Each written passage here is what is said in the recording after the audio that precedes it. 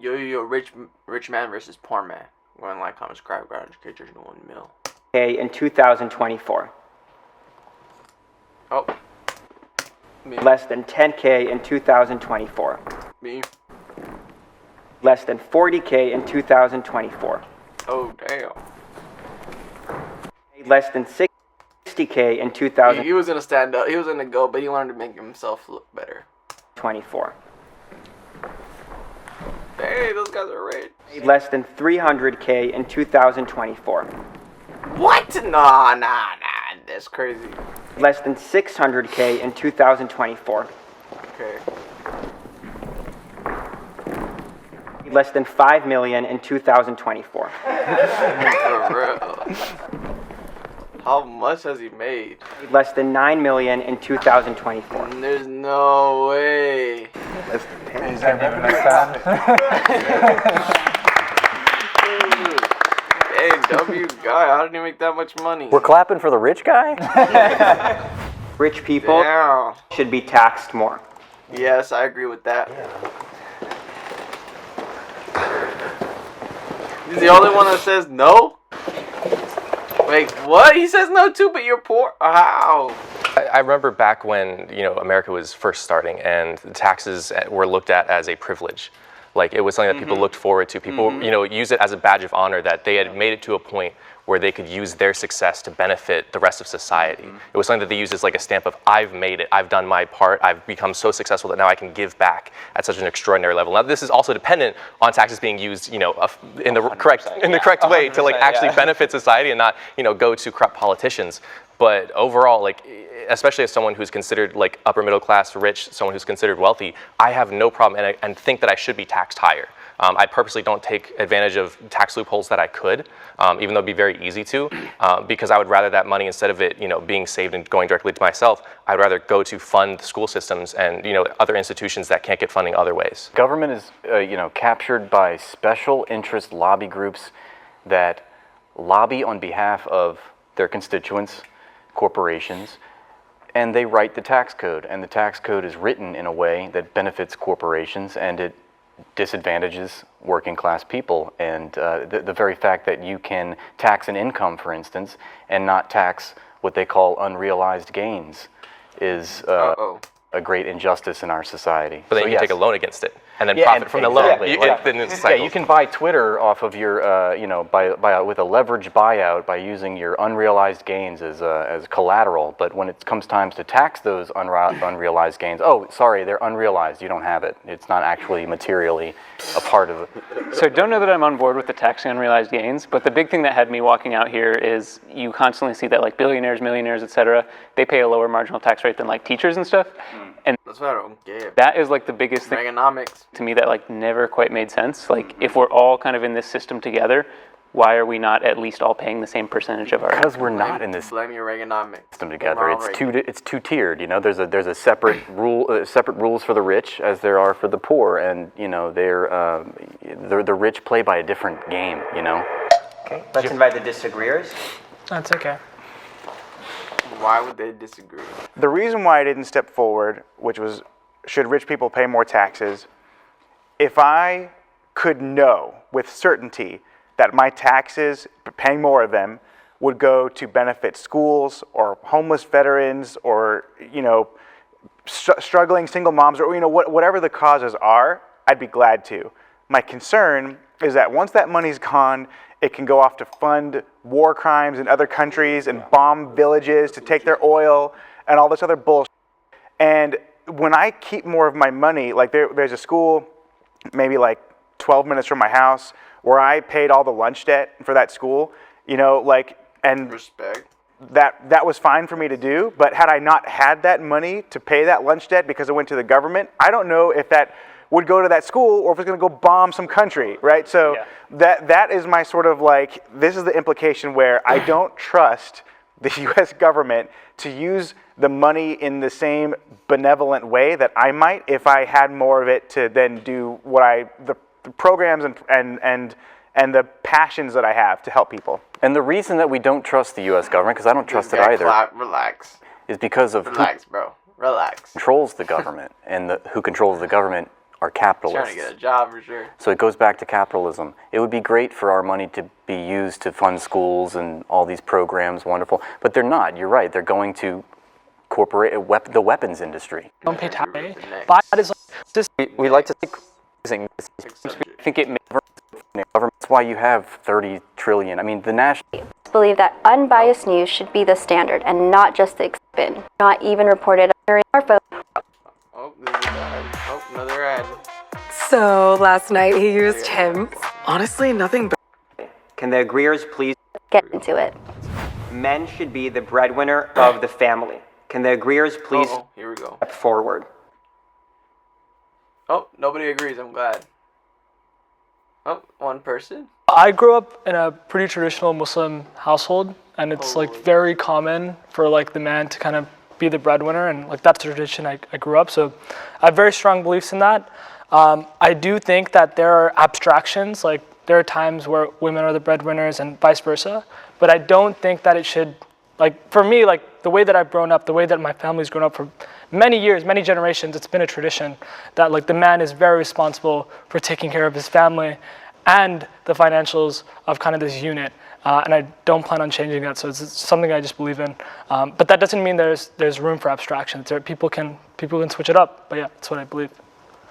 Can the disagreeers please step forward? I disagree. Damn, everybody disagreed. The reason why I disagreed is because I think you should just do whatever works for your relationship. Exactly. My relationship personally, yes, I'm the one who does the providing and the protecting, and that works great for us. But that doesn't mean it works well for everybody else. And Perfect.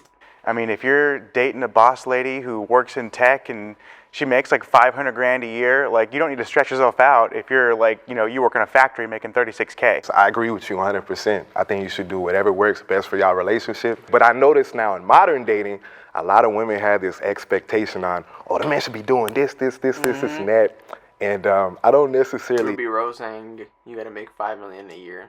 like that because Crazy. these expectations She got miles on her. put you in a weird position, especially if you feel like you're not really receiving much in return. In my current relationship, I was so upfront with my partner. I said, I'm going to be a teacher. I'm not going to be able to be the sole provider. I want to be a high school teacher, maybe a college teacher. That's my passion. That's what I want to do. That's how I want to give back to the world. And she said, I love that about you. That's one of my favorite things about you. And we're going to make that work. I'm going to work. She's going to work. And we got to get through it somehow. Live a normal life. It's really hard to survive in this capitalist society right now with having just one provider. I mean, I think everyone on this side of the room probably can if you're the rich man, but a lot of us, we need two incomes. It's just not possible for the man to be the sole provider, breadwinner. The reason that I put the expectation on myself is because like I also expect other expectations of my wife, right? Like I'm not gonna marry a woman that's not gonna be able to take care of my children, right? Like I think that's one expectation that I have. And once again, this is not an arbitrary thing where it's like, it has to be this way or that way. It's just what I believe. I think we all have our expectations in relationships, and as long as we communicate those with a partner and are super upfront with that, there's no problem. I only disagree with the characterization of the premise that men should be the breadwinner, as if we should be conforming to traditional gender roles in this society. I think there's a term that I learned maybe last year is financial compatibility, and I think that's one thing that is really important in a relationship, because if you're making a lot of money and your partner isn't really, and because I personally think that a relationship, both people should work, both people should be just contributing. But if someone's making a lot more than the other one, then it will always feel just incompatible, because I mean, the way I stand on it is the same way as him, like, or not him, but whatever fits your relationship. As long as you guys always both cause the other person to feel, like I'm paying more, I'm contributing more, I'm working more. I was going to say, I think there's a bit of nuance there. I'm in a polyamorous relationship where I make significantly more than my partners. One of them is an RBT, so they work, minimum wage, working for schools, working grueling hours with kids with disabilities, and so it's a very hard life for them. And we've been together for over 3 years now, and there's never been a sense of me putting myself and my income above them, or using that as hey, I'm going to lead the household and I'm going to make the decisions on my own because I'm the primary one bringing in the significant, revenue into the household. it definitely comes down to the relationship itself, because they knew me when I was working for minimum wage jobs. And so because of that, just because I'm in a place now, tomorrow, I like this guy. or I could have nothing. I know that the love would still be there and a relationship would still be strong. So while there can be definitely situations where an income, inequality would impact a relationship, I think it speaks more so to the depth and the strength of the relationship itself, rather than the inequality being the main driver for any sort of issues in that relationship. Have you never felt that it's just kind of unfair that you're putting so much in and the other, like, I'm just no. Yeah, no, not at all. Because I've been in relationships where I was the one who was working at Chick-fil-A making like $9.25 an hour. Right. And I was like, my girlfriend had like a $60,000 job in DC, and I was like, oh my God, like, thank you so much for like taking me out to dinner or something. And so that mentality of, that reciprocity of like, if I'm going to be there for you emotionally, you're helping me with my finances, we're in this together as a partnership. That's what's really carried those relationships. That's dope. And I've never, again, I know that everything could disappear tomorrow. So there's no feeling of, well, I'm doing all this, why are you not putting in as much effort? Like, they're working super hard. And so just because they didn't have the same connections or opportunities that I had means nothing to the fact that they're like worth less or something to me. To piggyback off that too, for me in my relationships, I've always made more, and it didn't really tend to bother me. I think people are driven by passion, and not all careers pay the same. But if the person I'm with is really passionate about what they're doing, I admire that. That speaks a lot to me, because ever since I was a kid, I always wanted to be like so rich and successful to where like my wife didn't have to work if she didn't want to. My kids could do whatever the hell they wanted to do. And so I kind of did that with my ex when I was thriving. Like, we didn't have kids. I got an episode for that, if you believe. You know what I mean, right? But not, we didn't have kids, but it was just the fact that my ex didn't have to work, and I helped put her in that position. So that made me feel good. I think a lot of people in relationships, there's an ego thing with it. So like, if the man ain't making enough money, he feels less than a man, and then he treats his girl a different way, and then that creates problems. Or his girl don't respect him or treats him a different way, and then that creates problems. I think as long as you're doing what works for your relationship, like old boy said right here, right? I think that's what matters most. It's a cultural issue. It's also like an antiquated approach, right? Like, what is the term, trad wife or something? Traditional. Yeah, like. Well, traditional. Yeah. Which I don't even care for. Like, I don't, like, bro, like, I've been in 5 different committed relationships, but my whole thing is, I don't expect my girl to cook for me. I don't expect her to clean for me. I don't expect you to do nothing for me except be yourself. And as long as like we good. No, I think what you're touching on is that, and what you've touched on as well, is there's all these different ways that relationships can work. And I think they can work in every way. I want a different relationship than what you want, but both can absolutely work. And there are pitfalls for both too, and you just have to avoid those pitfalls, of course, yeah. I'm married, I have 2 kids, and I would say have more of a traditional relationship, and I love it, and it's wonderful, and I wouldn't trade it for anything. But I know that what works for me doesn't necessarily work for everybody in this room. I don't know about you guys too, but like, so in the relationships I've been in, I have made more than my partner, but if they did make more than me, I would be stoked. Yeah, that sounds incredible. Right, like, who would get mad about that? I will put on the maid dress and I will mop the floor. Yeah. I'll be the coolest house husband ever. Yeah, it is an ego thing. Walking home with a little glass of wine, I'll be sitting there like, can I get you anything, honey? Like, would you like me to take your shoes off, give you a little massage, whatever you need? I kind of love spoiling my wife and my kids. I mean, partly because I grew up, my mom was making $10 an hour raising 3 kids. So the fact that now I'm in a position where I can, spoil the people that I'm with, I kind of love doing that. I know I'm not going to be able to spoil her with like 1 million diamond rings and stuff like that, but I can spoil her in other ways. I can make dinner for us. I can plan things for us. There's balance, so someone could be supporting financially, but someone else is supporting emotionally. I think as long as you're aware of that balance, that could be like a secret to a healthy relationship. But if that balance kind of fades out in the dark, then that's when, Yeah. In my tradition, we have a very strong belief that like marriage is like a fortress. It's like, as you're one pillar of it, your wife is another. And in America, we have this conception of like love marriages. You marry people you love. In Islam, we have a much more like deeper sense of that, in the sense of like, it's not just love. It's family ties. Like, your family and their family are now one unit. Families are getting married. And so you have like multiple pillars, and then you have like, if you're religious, right, you have like this ethical and moral compass that aligns with the other, and that's another compass. And then like, can you benefit each other in knowledge as well? So there's many other pillars. So if one breaks, there's another to stand on. Becoming rich is easier now than it ever has been. I don't know about that one. I guess, yeah, no. Even the poor people are seeing it, but how are you guys poor if you guys are gonna say that? I don't get that. You can't say that. Grew up pretty much at the poverty line, so the opportunities that my mom had were so limited to compared to what the opportunities that I have today.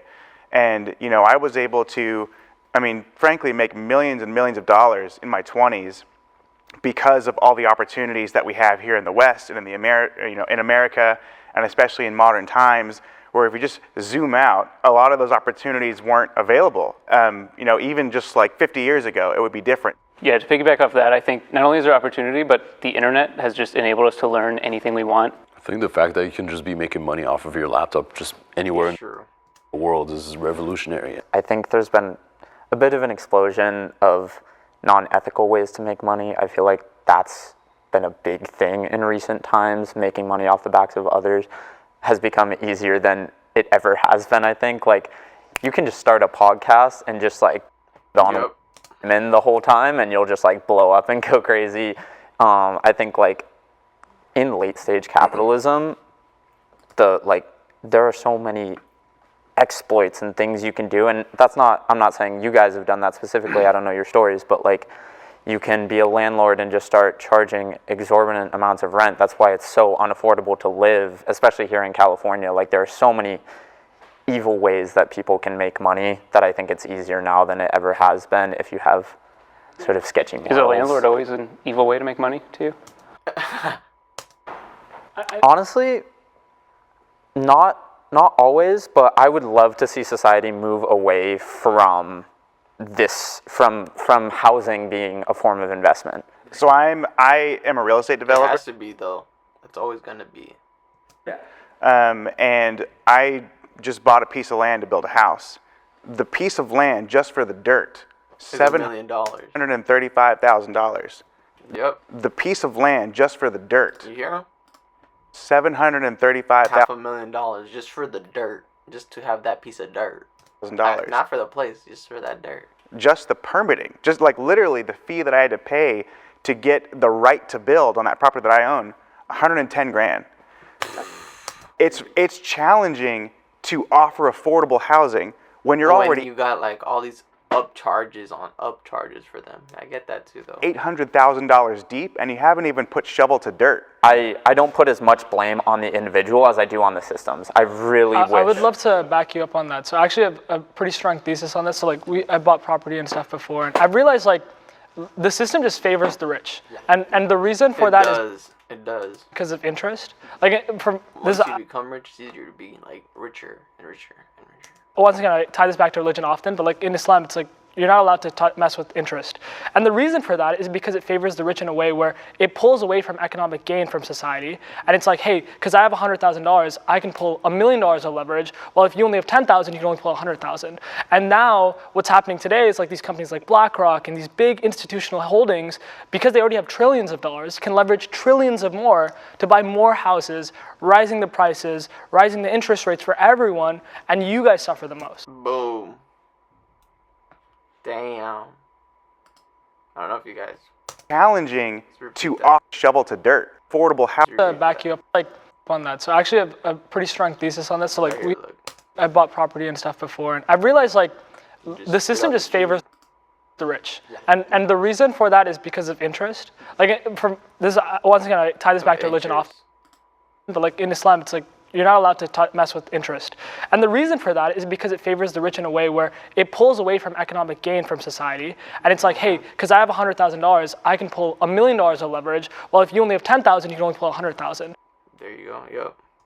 And now what's happening today is like these companies like BlackRock and these big institutional holdings, because they already have trillions of dollars, can leverage trillions of more to buy more houses, rising the prices, for people like rising the interest rates to suffer.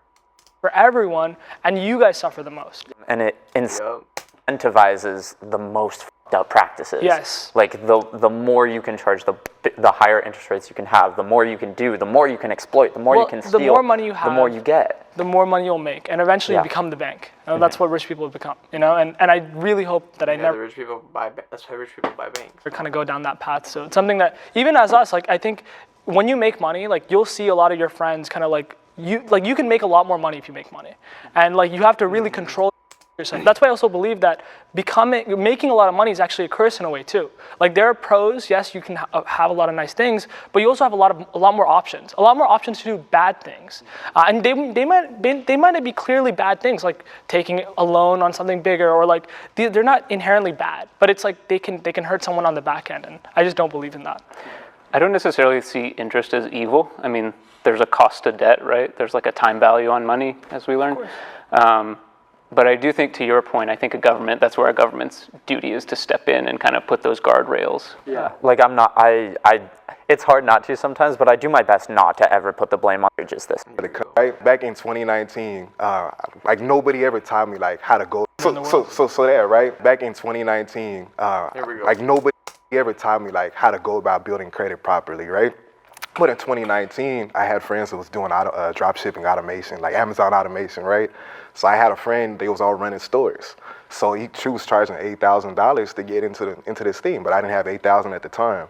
So I started researching credit. I asked questions from all my little rich friends on Facebook. I went on YouTube. So I did research. I went a different route. I got 3 unsecured credit cards for $1,500. I learned about authorized users. But then I think it was within 3 or 6 months, I was able to get $32,000. And then like a year and a half later, I got over $100,000. That was from having 0 credit. So the thing is, if people actually research credit and learn how to build it properly, it's easy to get money. And the cool thing about credit is, if you invest, someone's gonna tell them, then why are you on this side? And you fuck up, you could just let it go to collections and dispute it all out anyway. Yeah, but you shouldn't think like that. No, hold on. Let me finish.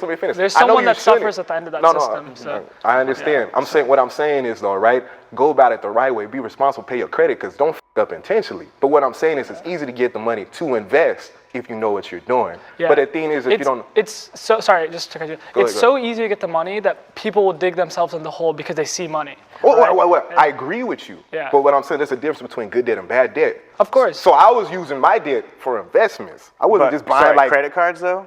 I was using credit cards and then loans. See, dude, that's rough, dude. Yeah, I agree with you. Interest? I agree. But what are you investing in? That makes sense. Well, that's the thing. So I was okay. So like that makes sense. I agree. But what are you investing in that makes sense? Well, that's the thing. So I was okay. So like for example, I don't like these guys are the rich guys. Fortunately, bro. Listen up. Amazon drop shipping, right? I was making money on cashback. So the thing was, I was making money and I was paying my bill every single month. So I wasn't just buying like Beats by Dre. But where did it go wrong? Because I mean, with respect, you're on the other side now. It wasn't like.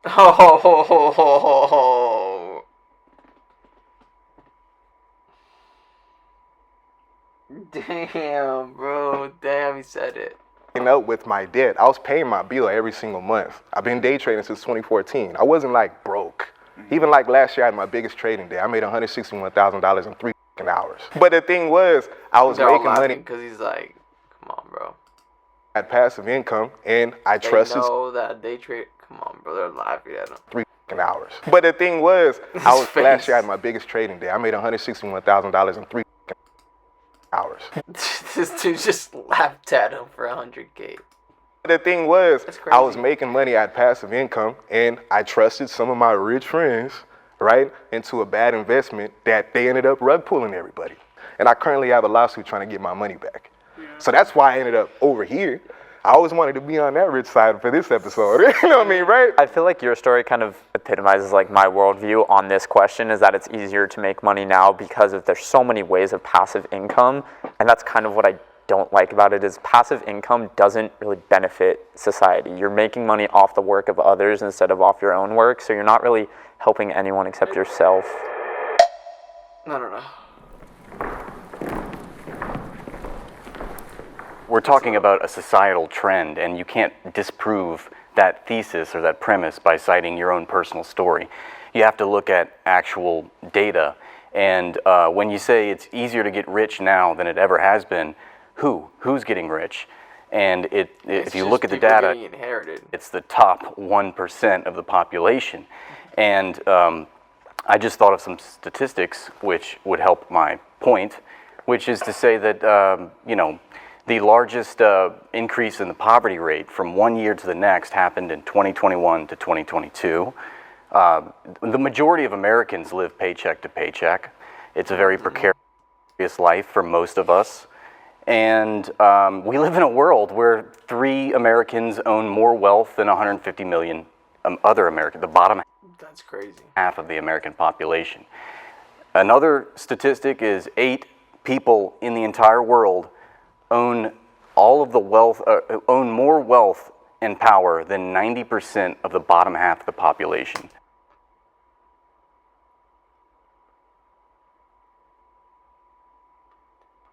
Damn. I'm sorry, 50% of the bottom half of the population. That's from Oxfam, and that is 4 billion people. So 8, and this is in 2017, mind you.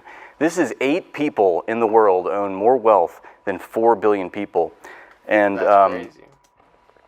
you know, I just think we live in a predatory political economy. And, yeah, sure. So I got a 2-part question for you, right? Sure. First part, do you believe in anybody in this half moon shaped circle is better than you? Absolutely not. Okay, so if we have personal experiences that we made different kinds of money, do you feel like that could potentially happen for you as well if you apply yourself properly?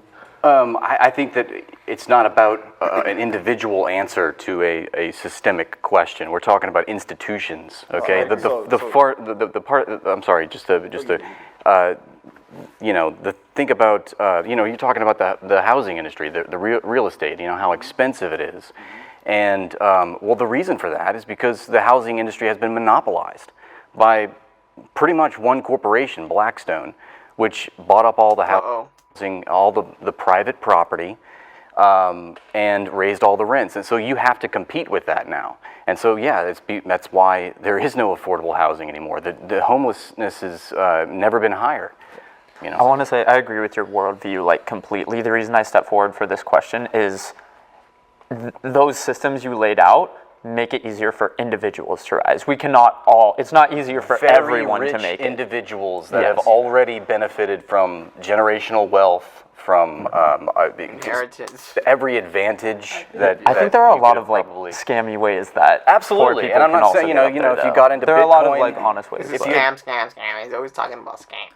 Gotten into Bitcoin in 2014, yeah, there's a lot of teenagers that are becoming millionaires, but that's such a small sliver, and it doesn't disprove the entire thesis of this. When I hear that question, right, the hardest thing I have for me is I understand not everybody can get rich, but I truly do believe in America, everybody has the opportunity to be rich. Now, you may have come from a different background where it's harder to come up, you know what I mean? Well, of the 2 people in question, you have had a harder time, no doubt. Wait, because my past.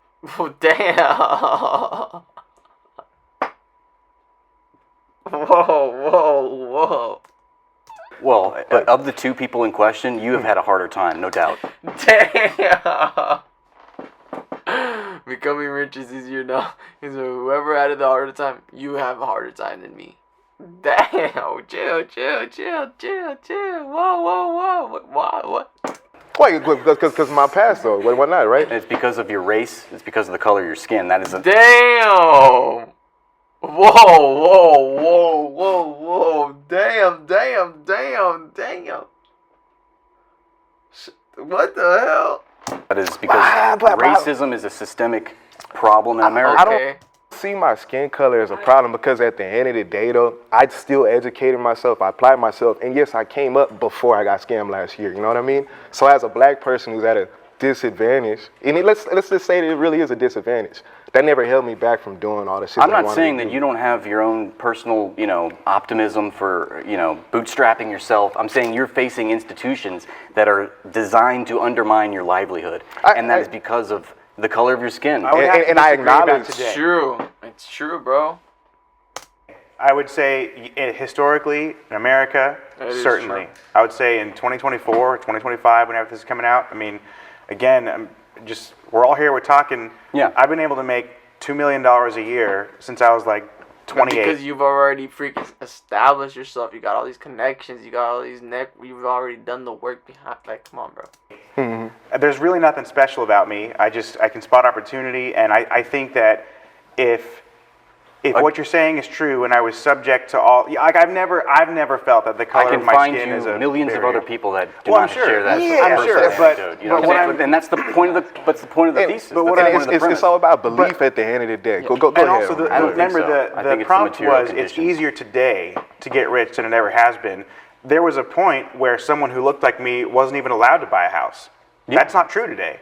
So for me, getting out of that circumstances, building wealth, same thing. Even women weren't allowed to have a bank account in their own name till like the 70s in some states. That now they can, right? And I think it's easier today. I guess no, bro, but like you're taking it away out of proportion. I was trying to say that word. What is your kind of dream state then? Like if it's not today, what period in history is I the believe easiest? that we live in a class-based society. There are workers and there are owners, and we are defined by what we do for a living. And if you work for a living, you're in the working class. And if you accrue capital and passive Basically, you're poor. income, like you all were saying, by the hard work of others, then you are a capitalist. If you own the means of production by which workers work those means of production, you are exploiting them. And that's the only way that billionaires are allowed to propagate their wealth. Let me ask you this. Would you consider anyone with a 401k exploiting people? No. Because they hold stocks that are ownership of a business. Yeah, that's also an instrument of class war. The 401k is an instrument of class war? Yeah, that's, the idea that, look at what BlackRock does. I mean, they're gutting workers' pensions. They're gutting your retirement funds. It's not the people that have a 401k, it's the people that are doling out these 401k plans. They are the ones that are taking away from the workers. So the reason why I disagreed with the prompt was primarily based on something outside of finances, which was time. And so a lot of things that I heard was, everyone has access to a laptop, everyone has access to a phone. It's easier than ever with online sources like drop shipping or crypto or things to get rich in today's society. But with the shrinking middle class, more and more people working paycheck to paycheck, not as many people have the time in the day to utilize those resources or even learn how to use them. For example, like I grew up with a military background, like my parents were both military. I grew up working for so I was working a lot of minimum wage jobs, but my parents, who were, upper middle class, gave me the opportunity to learn how to use a computer in my downtime or take a couple months off from working to be able to learn how to do social media, which is what I do now. And now I have the opportunity to make millions, and so it'd be easier for me to sit here and say, wow, it's easier than ever to make money in today's society. But if you even look outside of America as a country and at the global economy as a whole, there are so many millions and millions and millions of people who are sitting here going, what do you mean it's easier than ever to make money? I'm watching the upper 1% get richer and richer, and I'm still here struggling to pay rent and make food every day. And so that's why I was like, I don't think it's easier. Like, sure, there are opportunities and a lot of more people have the opportunity, but overall, there's a lot of inequality there that makes it more difficult than ever. The largest transfer of wealth ever in human history has occurred in the past 40 years. $50 trillion has been basically robbed from the working class, the bottom 90% of Americans, to the top 1%. And that's another example of the disparity, the inequality, economic inequality. Whose fault do you think that is? It's the fault of the people that are in charge, obviously, the people that control the economy and subsequently control the government. It's the capitalists, it's the 1%. That is their function in society, to be parasites upon the majority of the population. There's one thing I have to just disagree on. Sure. As far as wealth inequality goes, there's no question. Today, it's more exacerbated than at any other time. Yes. There's people that have hundreds of billions of dollars, and there's people that have nothing. Right. So that is absolutely true. I think when I sort of zoom out and I look at the history of the world and the fact that we all have electricity and running water and heat in our house, if we're lucky enough to have that, I just think I can't look at a time in history where there was a better time to be alive. I mean, times are hard now for sure, and I don't want to sound condescending as someone on this side of it saying that life is easy, because I know that life can be hard and it was difficult for me growing up. But there was a time in history where you get your hand chopped off for stealing an onion. That doesn't happen anymore. At least not in America. I think both can be true. I think the base standard of living can be higher than also it being harder than ever to escape from the place that you were born into and the kind of economy that you are a part of. I don't think it's you have to pick either or. I think it's easy to be poor and it's easy to be rich. It's kind of Yes, that's what I agree That's with. the thought. And sorry, if it was easy to be rich, then I don't agree with that. It's not easy to be poor. It would be rich. Everybody could be a bro. billionaire. It's easier to be rich. Come on. It's easy to be poor and it's easy to be rich. It's kind of this. That's what I agree with 100%. And Sorry, If it was easy to be rich, then everybody would be rich. You know, Exactly. everybody could be a billionaire, then there would be no billionaires. If it's easy to get a six-pack, which it is, it's just consistency. Why doesn't everyone have a six-pack? I don't have a six-pack. You know. Here's the thing too. Like his analogies about the six-pack is there are people who genetically do not have the ability to have a six-pack, and that's how I see it. There are people who just do not have the opportunity, do not have the resources to just be able to just make money. I think not everyone statistically can become successful.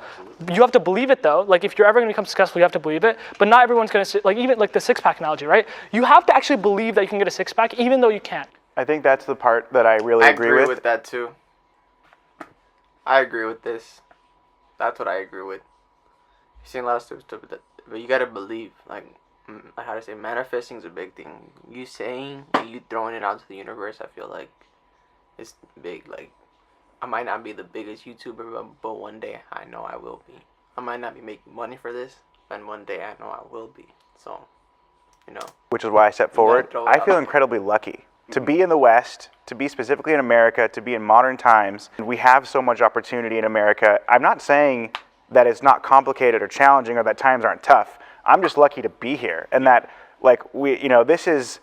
Again, just zoom out in the West, in America, it's such an incredible time to be alive. This is such a fallacy because, like, yes, of course, the United States is the greatest. Yeah, of course, like, United States is like, no, I get what he's saying, though. But this question is for sure, it's not easier. Wealthy country in the world because we've robbed the entire world. 100%. I'm not disputing that at all. Yeah, no, I'm saying you're not. I'm just saying you're accurately saying we have the best opportunity in the world, and I'm just saying those are ill-gotten gains. There's no such thing as an ethical billionaire. He was quick with it. They told him that question.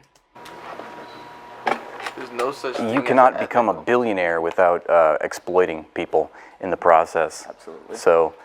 Yeah, it's impossible to work hard enough to be a billionaire. You will have to extract the surplus labor value from other people. It's not possible to do that at all. Like, I think the closest... Depends. We have a weird almost exception, but not really exception in modern society with celebrities where people actually like just prop them up and do that, and they're not necessarily exploiting others themselves. And so that's like the only thing I think where it could be questionable. Do you have an example, like a specific example of someone that's a billionaire? No, that might be? that's my thing is that they don't reach billionaire status because billionaire is so insanely high. Right. I think you could with Diddy.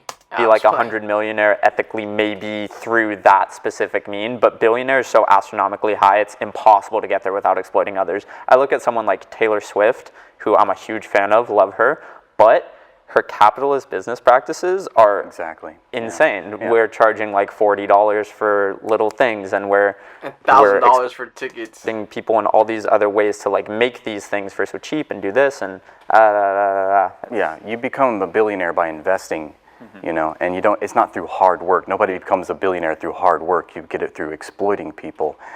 You know what the difference between $1 billion and $1 million is? It's about $1 billion. Yeah.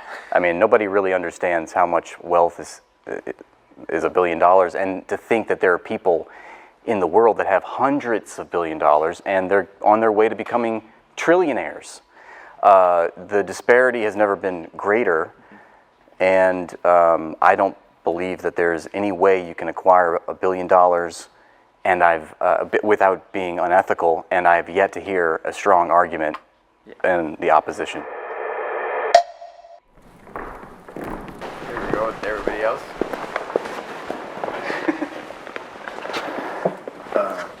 If you're putting people in a position to where they can, I guess, provide for the life that they want and the people they care about, so they can accomplish their goals through the opportunity you provide for them, and you're able to accomplish. Next question. Ethical billionaire. If you're like, what does he have to give away his money? Like where's that point? He has to, hang himself. Like, what does he have to give away his money? Like, he's even like, where's that point? It's easier to make money if you're a white man. Oh, yep, that's true. We're making a broad statement. Obviously, it's not.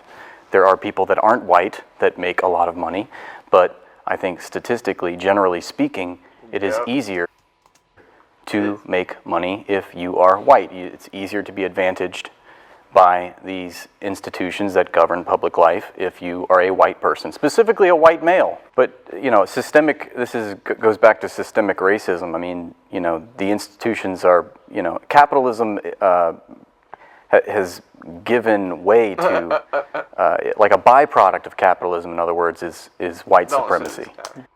And, you know, we're in the United States of America. We've had, you know, this country was founded upon slavery and the genocide of the Native Americans, the slavery of African Americans, and that was by white people. Yeah, I think when you look at the statistics, you see certain demographics succeeding more than other demographics, and you can either look at that and say, oh, there's something inherent about those groups, which is just racism. You guys know 96% of the stock is owned by the Or you can look at that and say, there must be some societal factors that lead other groups to excelling. About an unemployable. These systems aren't in Might be at a disadvantage. I could say that enough to have. Like once you, big country paycheck to paycheck. and honestly, everything else is just kind of bullshit. Like once you, At this point, I'll be Trick for happy. I'm happy. But the whole thing was, I remember when. Subscribe, graduated 1 million. Bye, have a great time.